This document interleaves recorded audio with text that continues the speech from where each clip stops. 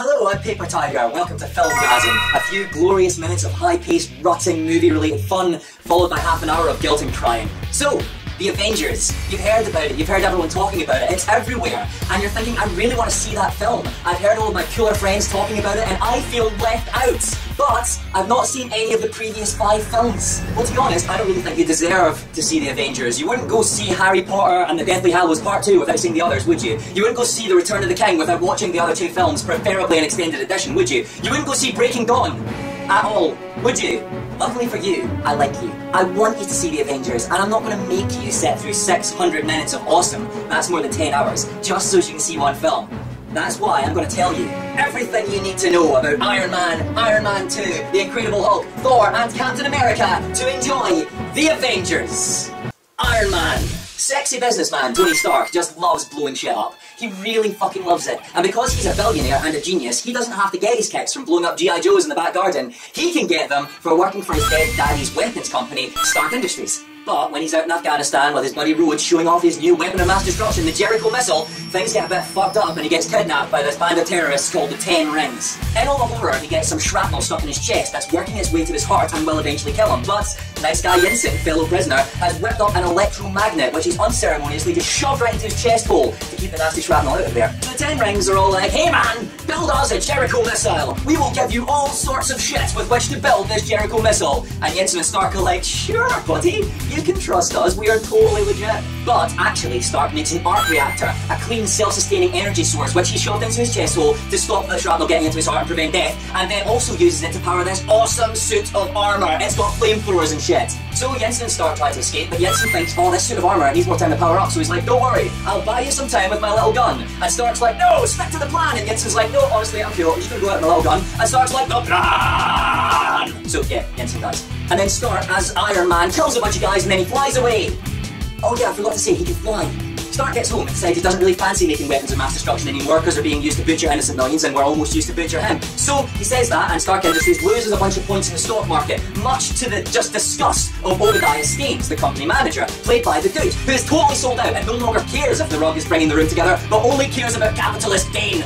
So Tony Stark has a whale of a time flying about, killing the terrorists, having sexually charged interchanges with his secretary Pepper Potts, and just ignoring S.H.I.E.L.D. agent Coulson. But then we find out that Staines was actually behind it all along. He goes to the Ten Rings, kills them off with a sonic emitter device, steals the bits of armour that Tony Stark left there, makes his own suit of armour, paralyses Tony Stark with the same sonic emitter, steals the arc reactor, and goes on a rampage, and everyone's like, dude, you used to be cool! Remember Tron?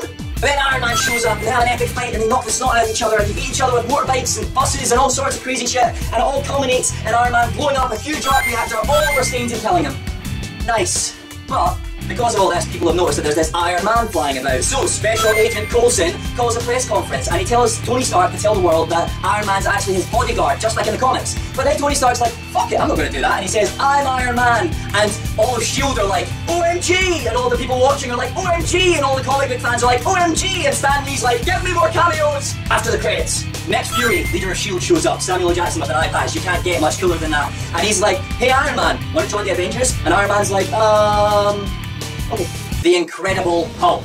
Compared to the film The Hulk, this film actually is incredible. Nice guy scientist Bruce Banner is on the run because he tested the effects of gamma radiation on himself as part of this new project to try and recreate the effects of the Captain America project way back in World War II. But instead of turning him into a super cool super soldier, what it's actually done is turned him into this big green thing that's having a tantrum to end all tantrums. But it only affects him when he's angry, so he just tries to not watch any daytime TV and he's totally fine. So Bruce has just sort of been hanging out in Rio de Janeiro trying to hide from people because General Thunderbolt has this idea that maybe if he captures him, he can use his blood and test people again and make super soldiers based on his blood. So, in a bid to cure himself, he sets off back to America in order to see Professor Sam Stearns, aka leader, but not yet, pursued by basically just everyone. When he gets back to America, he winds up turning into the Hulk, he gets beaten about a bit by sonic emitters made by Stark Industries, and he also beats the shit out of Tim Roth, who despite being super cool is apparently not immune to hitting trees at great speeds. But old Timmy decides that in order to save his life, and in order so that he can beat up the Hulk, which is his ultimate goal in life, he would also like some super soldier serum. So Thunderbolt's all like, which super soldier serum would you like?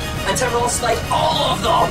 So Tim Roth becomes the Abomination, this horrible monster, the Hulk beats him up, bang, boom, slap, bash, Hulk movie, finished. Tony Stark shows up and he's all like, hey Thunderbolt, we're assembling a team, and presumably right after the credits finish, what Tony Stark says to Thunderbolt is, and you're not invited! Na na na na na, you don't get to be in our team because he's not there. Iron Man 2. Okay, so I'm going to keep this one brief because we've already talked about Iron Man. So, Whiplash, Scarlett Johansson's butt. Nick Fury, Scarlett Johansson's butt. Agent Coulson, Scarlett Johansson's butt.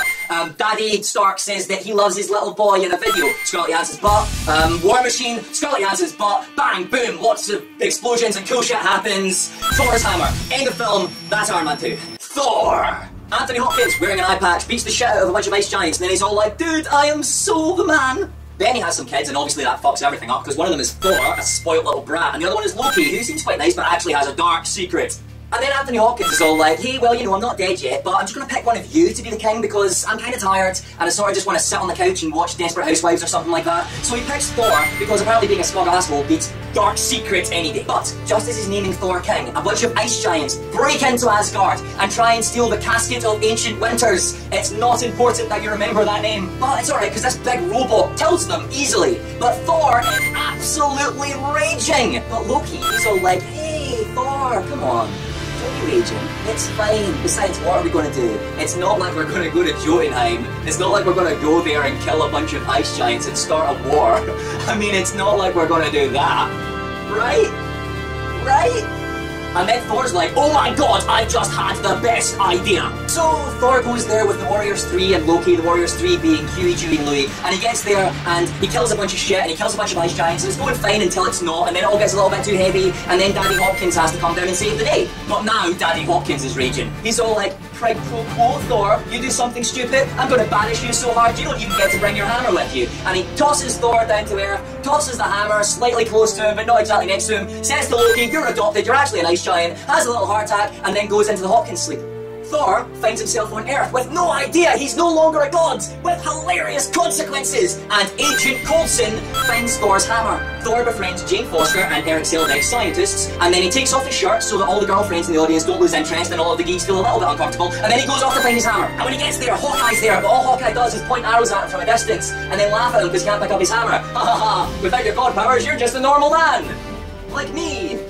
Ah, then Thor selflessly gets slapped like a little bitch, and this act of being a little bitch shows that he's ready to get his hammer back. So he goes back to Asgard with his hammer, destroys the Bifrost, which is like this sort of space bridge that allows people from Asgard to get to other dimensions, other worlds, and have little holidays. So he destroys that, and then he beats the snot out of Loki. And then after their little wrestle, they're hanging off the side of a bridge with certain death below them. But then Anthony Hopkins wakes up from the Hopkins sleep and he dashes down to the end of the bridge and he's like, the fuck are you kids doing? So Loki's all like, I'm trying to make you proud, father. And then Anthony Hopkins is just like, no. I swear to God, that's what he says. He just goes, no. No, Loki. No. And Loki thinks, well, fuck, he's classically trained. He's Sir Anthony Hopkins. I better just kill myself, and so he does. But after the credits, Nick Fury is talking to Eric Selvig, the scientist from earlier, and he's like, dude, look what I found. It's a source of unlimited power called the Tesseract. I actually found it years ago, but I just remembered, lol. But then there's Loki, who survived certain death because he's a god, and he's all like, unlimited power, eh? I will have me some of that. The Tesseract is almost as important as Agent Coulson or Scarlett Johansson's butt. Remember it. Captain America! America! So, Steve Rogers, he's this little weedy guy living in World War II America, and he just really wants to kick some Nazi butt because he hates bullies. But he keeps on enlisting for the army, and they keep on telling him, no, because you've got asthma, and you're too small, and also we're pretty sure you used to be the Human Torch, and you're a liability, you might set people on fire. Meanwhile, super Nazi and bad man, the Red Skull, leader of Hydra, is after an ancient Asgardian artifact called the Tesseract, source of unlimited power. The army eventually take Rogers because he just will not shut up, and then, in order to make him less shit, they inject him with super soldier serum, which Howard Stark, Tony Stark's daddy, helps with by supplying all the machines that inject him with it, and he becomes Captain America, the first Avenger. So, because he got the super soldier, they put him in some tights and make him an actor, and meanwhile the Red Skull is getting more and more crazy as he's harnessing the power of the Tesseract to make energy weapons that will put Iron Man to shame. Put Iron Man to shame preemptively, because Iron Man doesn't exist yet. But While Captain America is promoting war bonds to active servicemen in Italy, he finds out that his mate Bucky's been captured by the enemy, so he runs off to his aid. He frees the prisoners, becomes a hero, finds out the Red Skull was actually the first guy they tested the serum on and it did horrible things to him. And then he only becomes friends with the Howling Commandos, possibly the coolest army guys ever, but nobody really cares about that and I'm not even sure many people noticed it, but that was cool too. Long story short, Captain America winds up in a plane fighting the Red Skull, the Tesseract falls into the ocean where it's later picked up by Howard Stark. Captain America crashes his plane right into the ice in order to prevent the weapons of mass destruction that were on the plane getting anywhere near a capital city and killing everyone.